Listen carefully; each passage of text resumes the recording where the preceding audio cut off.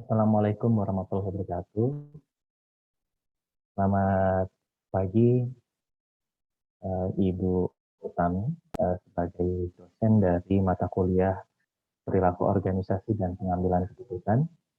Mohon izin untuk menyampaikan video sebagai tugas dari ujian tengah semester Sekolah Pasca Sarjana Perbanas Institut.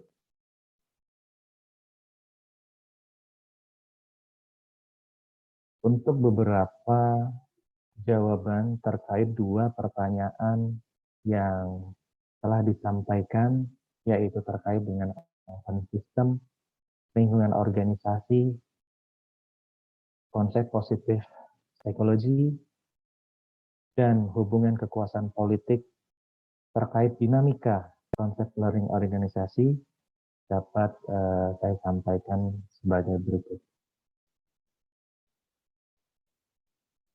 Yang akan saya sampaikan dalam konten slide ada 4 hal. Yang pertama adalah open system environment yang ada di dalam organisasi. Yang kedua adalah ancaman dan peluang organisasi.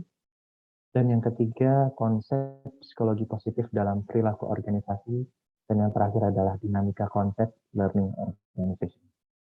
Saya akan menyampaikan yang pertama terkait dengan open system environment.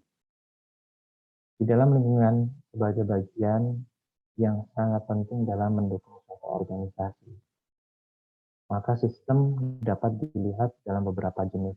Saya mengambil teori dari Cambay 2010, yang mana terdapat beberapa konsep yang disampaikan, yaitu terkait dengan open system dan closed system. Open system yaitu sistem yang selalu berhubungan dengan lingkungan luarnya atau interaction dan dipengaruhi oleh lingkungannya, sehingga terjadi proses memberi dan menerima informasi, energi, dan materi-materi dari lingkungannya.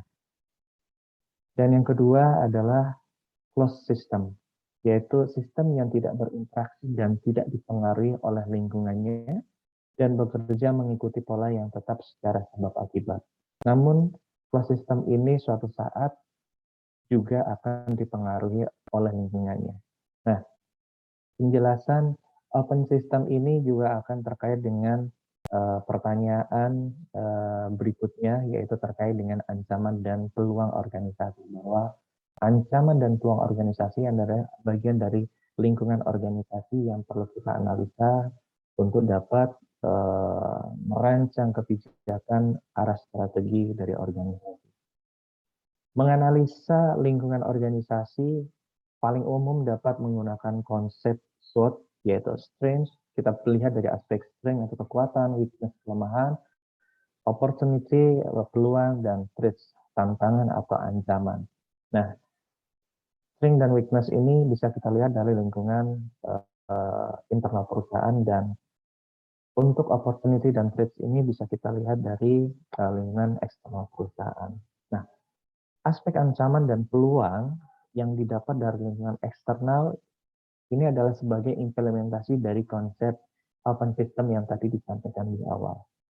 Menurut Ward dan Pevald, lingkungan yang menjadi ancaman dan peluang dapat menggunakan teori PES.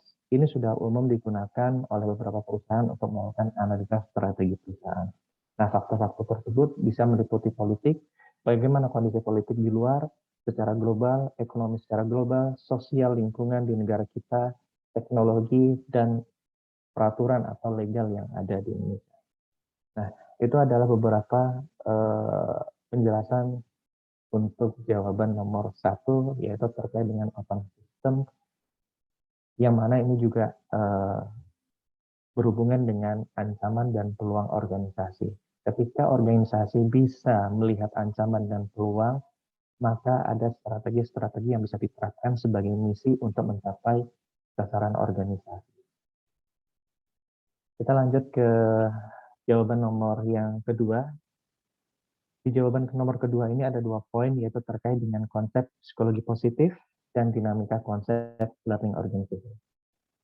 Konsep psikologi positif memberikan peran bagi lingkungan organisasi, dapat mengembangkan potensi dan membuat kehidupan manusia lebih bermakna. Segala sesuatu hal yang bersifat negatif dapat dihindari. Bisa itu dilakukan dengan coaching, konseling, dan lain sebagainya. Psikologi positif juga fokus pada upaya untuk mengembangkan, menciptakan, dan menemukan suatu situasi yang positif ke arah lingkungan yang dapat menciptakan kekuatan bagi individu itu sendiri.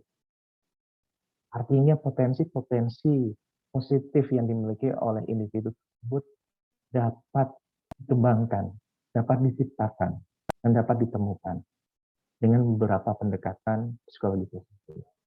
Seiring berjalannya waktu, kebutuhan setiap manusia berbeda-beda, mulai kebutuhan individual sampai pada kebutuhan kelompok. Bagaimana penanganan manusia menggunakan konsep psikologi positif dalam lingkungan kerja akan mempengaruhi kehidupan individu dan organisasi tersebut. Hal ini mungkin juga bisa mendukung kinerja dan produktivitas SDM di perusahaan tersebut apabila perusahaan dapat menerapkan konsep psikologi positif di organisasinya. Yang berikutnya terkait dinamika konsep learning organization.